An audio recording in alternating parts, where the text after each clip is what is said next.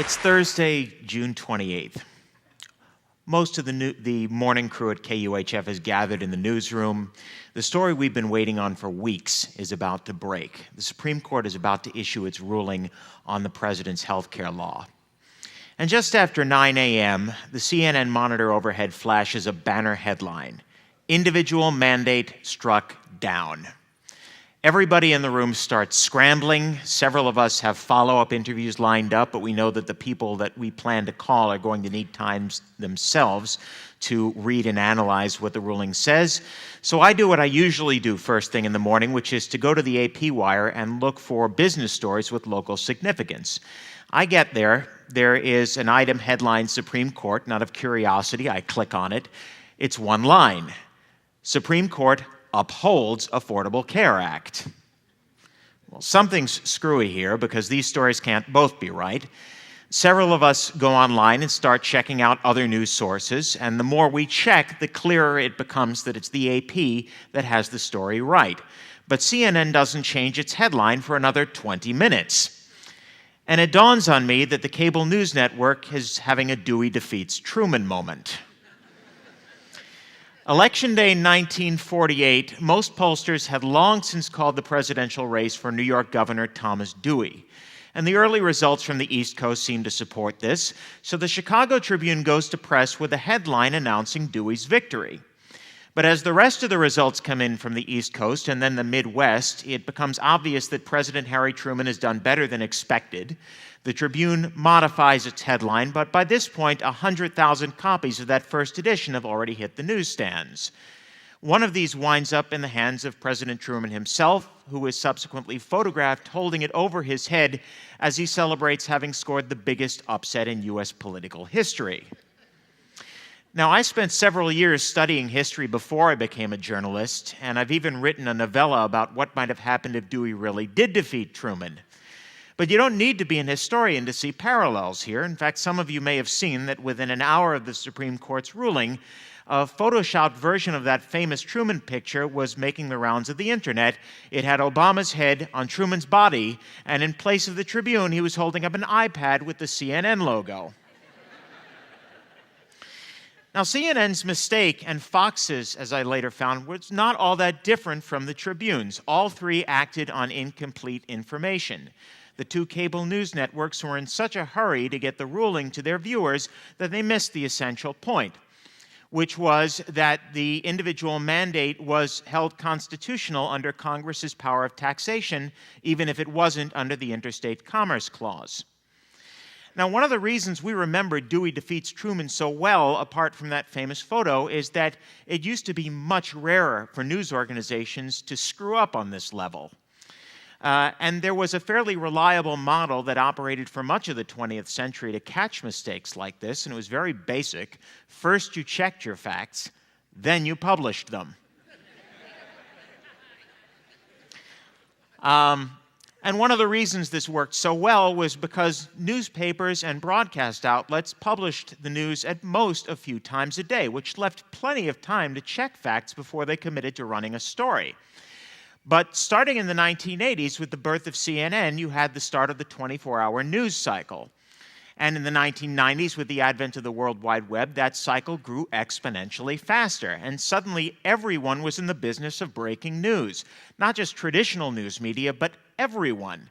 Anyone with access to a camcorder or later a smartphone, and anyone with access to the internet could produce their own news stories and distribute them to the world instantaneously. And this by itself was not a bad thing. Certainly, citizen journalists have broken some very important stories over the years by being in the right place at the right time with the right technology when professional journalists weren't around. We've seen it in everything from the Rodney King beating in 1991 to the Indian Ocean tsunami in 2004. Arguably, the place that's made the biggest difference in recent years has been in the Middle East and North Africa. Now, this, of course, is a region of the world where traditionally the government has kept very tight control over the media, and they've used this control to maintain regimes in power often for decades by silencing or at least marginalizing any voices of dissent. Once social media and smartphones were introduced into this atmosphere, though, it became possible for ordinary citizens to get the word out about their own conditions, bypassing the state-run media and communicating with the world at large, and perhaps even more importantly, with fellow citizens in their own countries. And we've seen the results in 2009 in Iran after that country's stolen presidential election. We saw it all over the region last year during the Arab Spring. And we're seeing it right now in Syria. Here in the U.S., though, with the speeding up of the news cycle and the increase in the number of participants, we've seen a dramatic increase in economic competition. And the result is that a lot of news organizations now rush to publish information just because someone else has put it out there first. They fear, with some justification, that if they're seen as missing a story, they will wind up losing their audience. And we saw another prime example of this early last year when Congresswoman Gabrielle Giffords was shot. The wife of Arizona Public Media's news director happened to be on the scene. She contacted her husband, and the result was that NPR got the scoop on this story. But NPR reported that Congresswoman Giffords was among those who'd been killed. And it continued to report this for another 20 minutes, both on the air and on blogs and Twitter. Eventually, it got word from the hospital that the Congresswoman was alive and being prepped for surgery, and it issued a correction. But by this point, the story had been picked up off the web and repeated by all 3 cable news networks, as well as the New York Times and Reuters, all of which cited NPR as the original source. It was not our finest hour. Now, all of this pressure winds up filtering down to the individual professional journalists who are thus under pressure to behave a lot more like their citizen journalist counterparts. And the result is that you'll find very few people today who are purely broadcast reporters or purely print reporters. Most of them are required to work in multiple platforms. Earlier this year, I was covering the Ponzi scheme trial of R. Allen Stanford at Houston's federal courthouse for about 6 weeks. And I found myself rapidly shifting back and forth between taking notes and writing scripts on my laptop, blogging for my station's website, tweeting, and dashing back and forth between the courtroom and the corridor to record and file stories for broadcast via iPhone. I like to think I did a fairly good job of this, but I can only type so fast. And I know that I missed some details while trying to record others. This is the nature of multitasking. The more things you try to do at once, the greater the risk that you're going to miss something or get something wrong.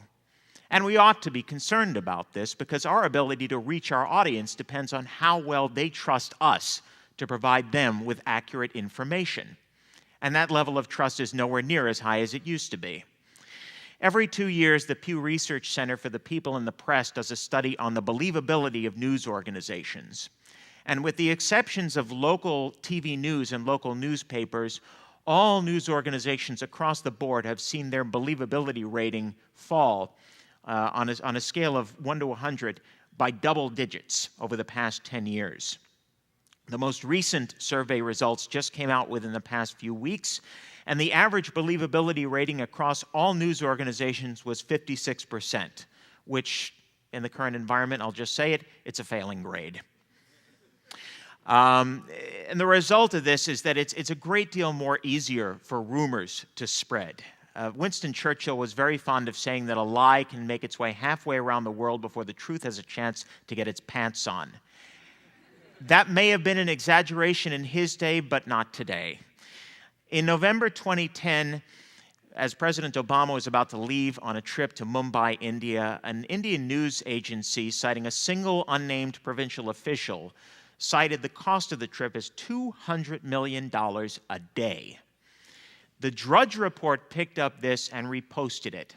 Rush Limbaugh, Sean Hannity, and Glenn Beck repeated it on the air. The Washington Times and several other newspapers reposted it on their blogs without doing any additional reporting, much less fact-checking. Congresswoman Michelle Bachmann repeated the charge on Anderson Cooper's show on CNN, and when Cooper called her on it, asking her whether she believed the numbers, she said, well, these are the numbers that are coming out in the press. Now, the White House generally does not confirm or even provide the numbers on the cost for such a trip because there's a security factor involved, but there was simply no evidence to support a figure of this magnitude. And to put this in context, the Congressional Research Service estimates that at that time, the U.S. was spending $10 million a day less than this fighting the war in Afghanistan. But these articles did wind up gaining some traction, and they provided considerable fodder for budget hawks who were looking for examples of dramatic overspending by the White House. And they were fresh in people's minds when the mammoth battle over whether to raise the federal debt ceiling began. So this has a more important effect than simply on the reputation of news organizations for veracity. Mistakes like this can affect policy, which means they can shape people's lives. But there's perhaps an even greater reason for concern, because there's actually now growing evidence that the speed of the news cycle itself may be affecting the way our brains work. Here's how. There are two basic types of memory, short-term and long-term. Short-term memory has a very limited capacity, it lasts just a few seconds, and it's basically what you're conscious of right now. Long-term memory has a vast capacity. It's designed to act as a storehouse for all the information that's passed through your short-term memory and to recall it as needed. It also gives you the ability to knit together disparate pieces of information into complex concepts. The amount of information you can have in your short-term memory at any one time is called cognitive load. The more information you have there, the higher your cognitive load. And if your cognitive load gets too high, some of that information is going to get lost before it can be stored. So if you feel like the world is coming at you too fast for you to process, you're not imagining things. Your brain simply wasn't designed to work at the speed of today's news cycle. Now, neuroscientists are increasingly coming to accept a model of the way that brain circuits function called neuroplasticity. It's been getting a lot of attention over the past few years thanks to articles in Newsweek and books like The Shallows by a man named Nicholas Carr. And what it amounts to is that instead of being born with a set number of neural circuits or functions, these will form throughout your lifetime, depending on things like what sensory stimuli you're exposed to, what sort of reward signals are attached to them, and they can strengthen or weaken or even be completely overwritten depending on what your brain judges is most important for it to be able to do on a regular basis. And this serves an important function because it helps your brain to adapt to pressures in your environment. But not all these adaptations are positive. In fact, some of the more unfortunate ones have been linked to things like drug addictions and depression. It's actually frighteningly easy to rewire your brain quickly and thoroughly using modern technology. And this is the point of Carr's book. What you need is something that will send signals to the brain that are repetitive, intensive, interactive, and addictive. And I would argue that the news cycle fills all of these functions. It's repetitive because not everyone is going to see a story the first time it runs. It's intensive because the whole idea is to attract and keep your attention so that you will stick around for the next story and the one after that. It includes things like sensationalism. It's interactive not just because of citizen journalists, but because of social media, which allows you to share all sorts of stories, whether you disagree with them or not, and certainly to respond to the authors. So what are our brains being rewired to do? Well, with all of this information coming at us so fast from so many different directions, there is tremendous pressure to, a tremendous premium rather, to be able to sift through this information and pick out what's relevant and disregard the rest. This is essentially a function of short-term memory. And by emphasizing short-term memory and speed, you wind up at a cost to long-term memory and things like concentration and critical thinking. And this is what really scares me, because what I see as one of the most useful functions of the news media in society is to inform people about important developments in the world around them and help them make intelligent choices about things that are going on in their own lives. And if this is actually what's happening, there's a real possibility that we may, in fact, be doing the exact opposite. And we may be making it more difficult for people to make intelligent use of that information. Now, we've spoken about how the news is repetitive and intensive and interactive, but not about how it's addictive. So in closing, I would like to ask you all to try a little experiment, which is going to sound kind of odd coming from a reporter. Pick a day, any day. Turn off your radio and your television. Don't tune into your news aggregator. Ignore your Twitter feed. Just try going 24 hours without paying any attention to the news. And you may find out just how addictive it really is. Thank you.